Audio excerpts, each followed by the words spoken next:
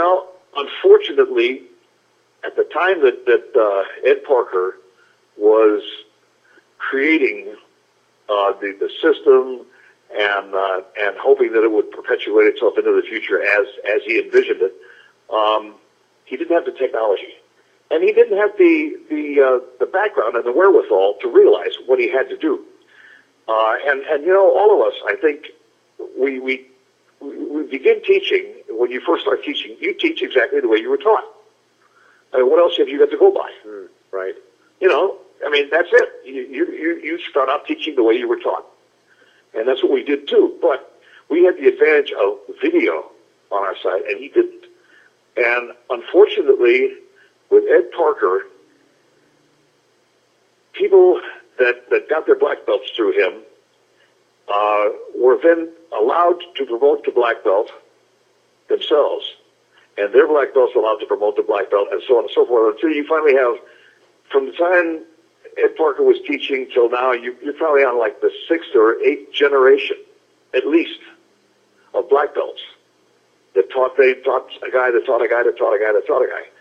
And his system had been lost, really, a long time ago, because it's like playing telephone. You know, the old game where I whisper something to somebody, and by the time it goes around the circle and it comes back 10 people later, it's completely changed. Completely changed. It's no longer what it started out to be. And that's what happened to his system. Dave Hedler said a fantastic thing at a symposium that we had here in Los Angeles a couple months ago. He looked out at the crowd, and he said, you guys out there, he says, you're teaching Ed Parker's Kempo, right? He says, no, you're not. You're teaching your version of Ed Parker's Kempo. The only person that ever taught Ed Parker's Kempo was Ed Parker. And that's absolutely right. Absolutely right. In fact, I don't know, if this should really go out for public consumption or not. I really don't know. But it's the truth. It happened, and I'm the only one there, so I have no corroboration on it. But the last thing that Ed Parker said to me about a week and a half or 2 weeks before he died, we were getting dressed in the back of the West LA school, and there was only the two of us. Everybody else had gone. And at one point he turned to me and he said, Chuck, I don't know what to do. And I said, what's the matter?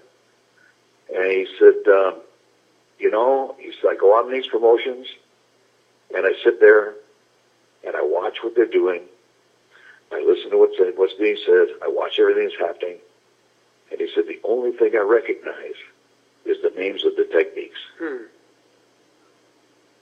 So I was stunned because, not by that fact, but just, stunned is the right word. I was stopped. I didn't know what to say. Because I almost blurted out, well, you got to start over again. What? And I thought, don't say that. Right. That's ridiculous. The man can't start over again.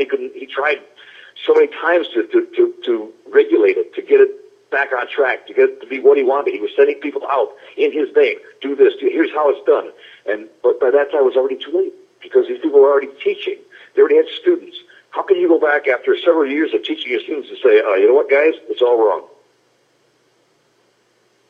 You can't do that. So unfortunately, Ed Parker's Kempo is nowhere near what Ed Parker was teaching at any time. And then who knows what it would have been by now, because he was in constant change too. He was keeping up with the times. He was doing what he needed to do.